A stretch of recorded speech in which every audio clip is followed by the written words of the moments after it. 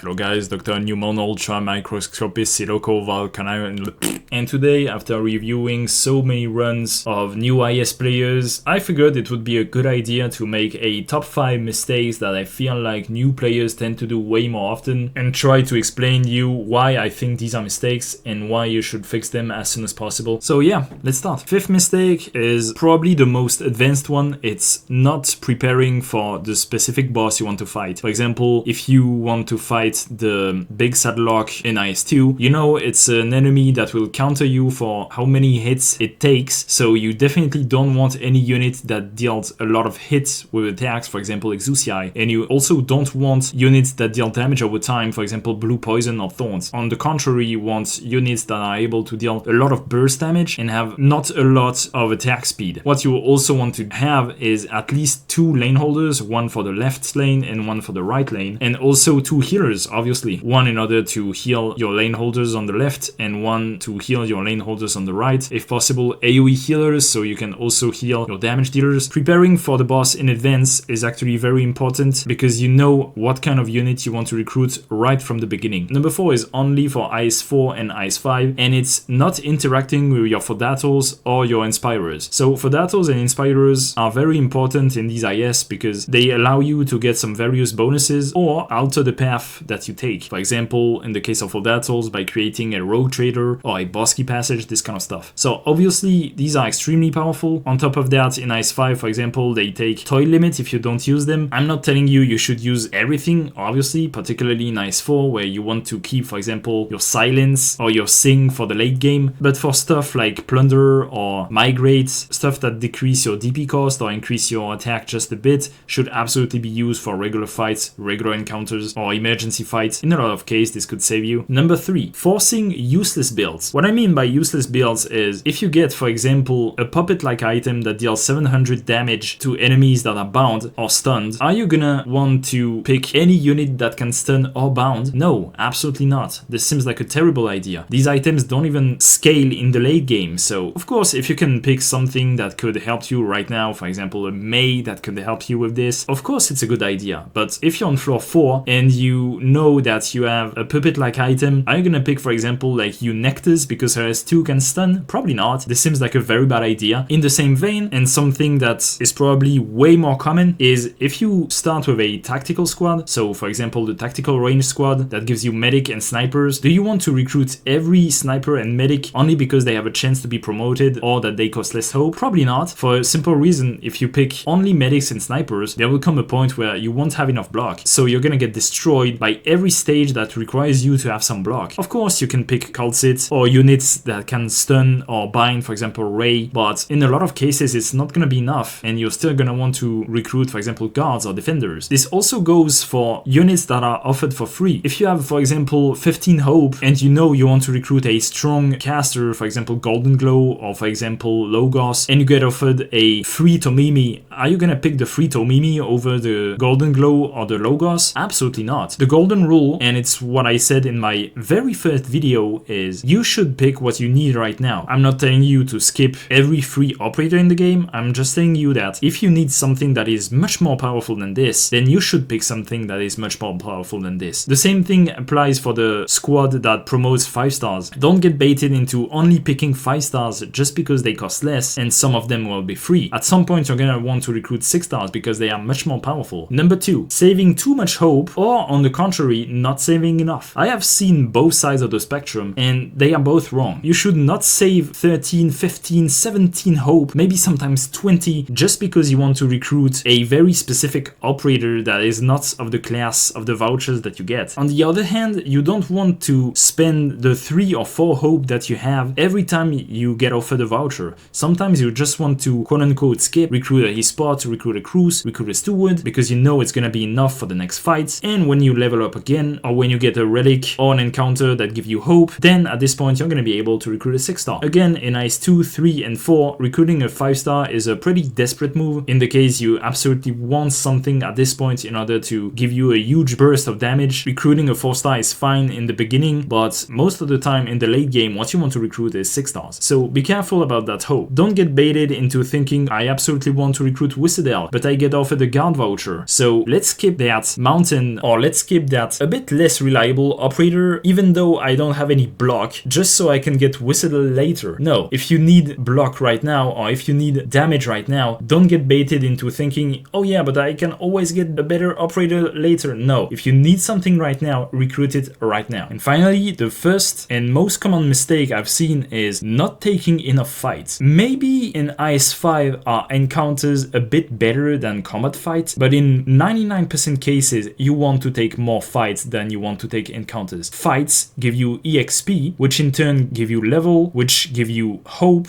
sometimes squad size or other stuff. They give you vouchers so you can spend your hope. In IS-5 they will give you inspirers, lingerers. In IS-4 they can give you fodatals, anti-interference index. In IS-3 they can give you keys. They will give you original ingots. If you get a special enemy, or if it's an emergency, or if it's both, you're also gonna get one or more relics. So combat fights is the cornerstone of IS. In most cases you want to take combat fights. There are of course cases where you don't want to, right? For example, if you see a safe house, there's one specific operator you absolutely want to E2, then of course go to the safe house, obviously. But if it's between a combat and an encounter and you know the combat is doable, you should do the combat. Obviously sometimes you encounter an emergency operation that you absolutely know that you can't take, but think about it. If you can't take this one, then you won't get EXP, and you won't get hope, and you won't get vouchers, and you won't get operators. So this is slowly gonna snowball into your squad, and your relic stash is not gonna look great, and therefore you're gonna lose. Take as much fights as you can. Try to do emergencies as well. Do not be scared of taking emergency. Even if you lose a run, it doesn't matter. At least you know how to handle the stage. If you don't know how to handle the stage before taking the stage, you can look up a guide on YouTube, for example. Just know that in most cases, it's wrong to skip a fight. Hey, so this is Pitanger for the future, and I just want to add one more point that I somehow forgot. It's looking way too much at your health. The goal in IS is to kill the final boss. In order to win by leaking the boss, you need to have at least 31 health, which means if you die at the boss, it's all for nothing. And if you die before, then once again, it's probably because you didn't pick enough items or didn't recruit enough good characters. Usually health is not really an issue. You shouldn't be taking a look at your health most of the time. Sure, having 4 or 5 health can be reassuring and you can afford to leak 1 or 2 enemies here and there, but having more than that is really overboard. And obviously picking health over anything is most of the time incorrect. For example, in safe houses, picking health is the worst choice by far. Picking an E2 unit or picking squad size is usually much better. Alright, so these were my top 5 mistakes that I've seen new players do. So thank you for watching, leave a like, subscribe, and see you in the next video.